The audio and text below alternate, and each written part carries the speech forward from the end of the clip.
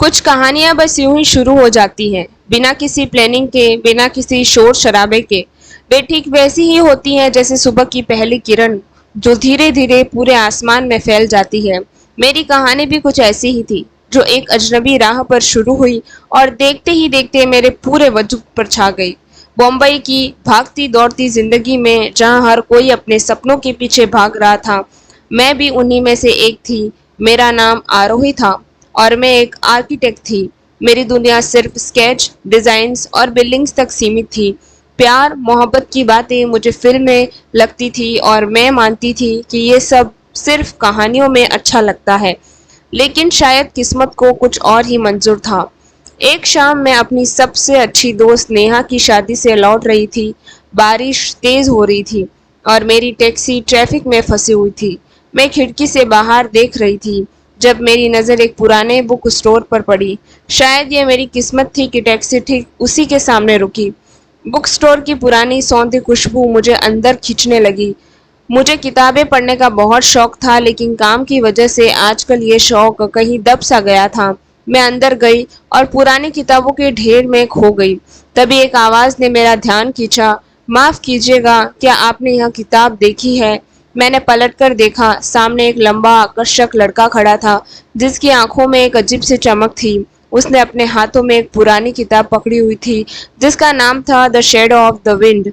मैंने मुस्कुराते हुए कहा, नहीं, मैंने नहीं देखी, लेकिन यह एक बेहतरीन किताब है।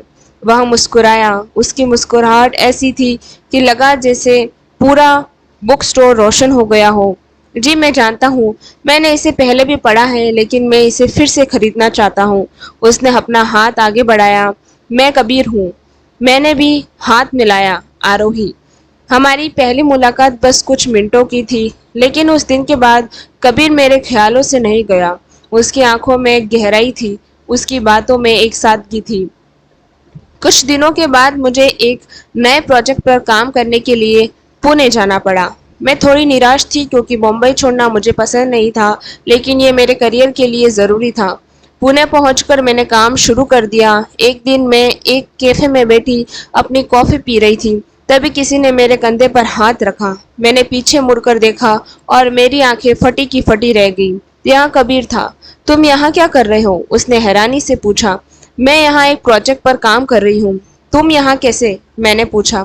कबीर ने बताया कि वह एक आर्ट गैलरी के लिए काम करता है और पुणे में एक नई प्रदर्शनी के लिए तैयारी करने आया है। यह एक अद्भुत संयोग था। हम दोनों को विश्वास नहीं हो रहा था कि हम फिर से ऐसे मिल गए हैं। उस दिन के बाद हम अक्सर मिलने लगे। हम घंटों बातें करते, शहर घूमते और एक दूसरे के सपने और विचारों को जानते। कबीर एक कलाकार था और उसकी सोच बिल्कुल अलग थी। वह छोटी छोटी चीजों में भी सुंदरता ढूंढ लेता था। उसकी बातें मुझे एक नई दुनिया दिखाती थी। मैंने देखा कि मैं उसके साथ कितनी सहज थी। जो बातें मैं किसी से नहीं कर पाती थी, वह कबीर से आसानी से कर देती थी। एक शाम हम एक पहाड़ी पर बैठे, जहाँ से पूरे पुणे शहर का नजारा दिखाई दे रहा था। सूरज ढल रहा था और आसमान नारंगी और बैंगनी रंगों से भर गया था। कबीर ने मेरा हाथ पकड़ा और कहा, आरोही, जब मैं तुम्हारे साथ होता हूँ तो मुझे लगता है कि मैं घर पर हूँ। मुझे नहीं पता कि ये क्या है, लेकिन मुझे तुमसे प्यार हो गया है। मेरे दिल की धड़कन तेज हो गई थी। मैंने कभी सोचा नहीं था कि मैं किसी से इतना गहरा जुड़ाव महसूस करूंगी।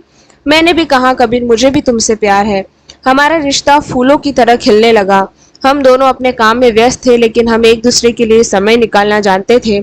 हमारी मुलाकातें, देर रात की बातें और एक दूसरे को समझने की कोशिश ने हमारे रिश्ते को और मजबूत किया।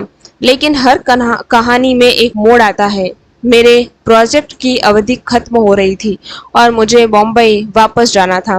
कबीर को भी पुणे में और कुछ महीने तक रुकना था। यह हमारे लिए एक मुश्किल दौर था। लंबी दूरी के रिश्ते हमेशा चुनौती भरे होते हैं और हम दोनों डरे हुए थे। जब मैं मुंबई वापस आई तो कबीर और एक दूसरे को बहुत याद करते थे। हम रोज वीडियो कॉल करते, घंटों बातें करते, लेकिन दूरी का एहसास हमेशा बना रहा था। मेरे काम में भी दबाव बढ़ रहा था और कभी भी अपनी आर्ट गैलरी के काम में व्यस्त था। कभी कभी मुझे लगने लगा कि हमारा रिश्ता टूट जाएगा।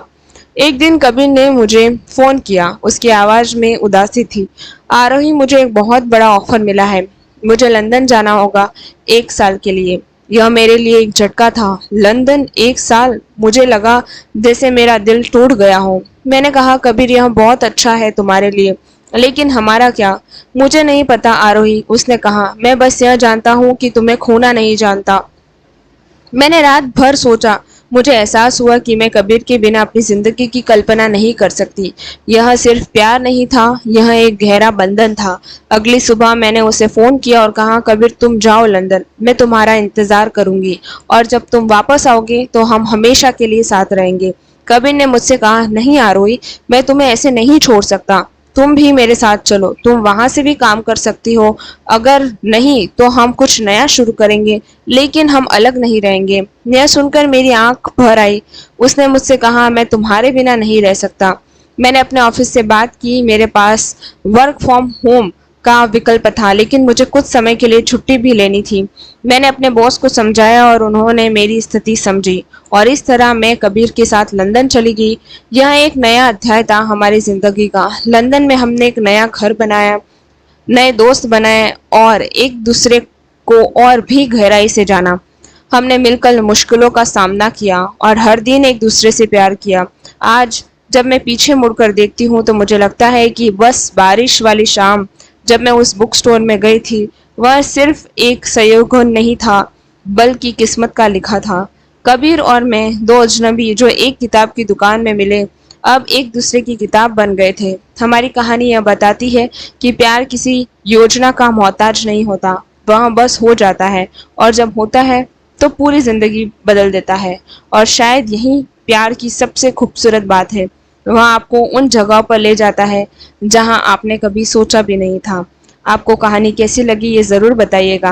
अगर अच्छी लगी हो तो ऐसी ही कहानी सुनने के लिए हमारे चैनल को अभी सब्सक्राइब करें, एक लाइक करें और अपने दोस्तों को ज़रूर शेयर करें।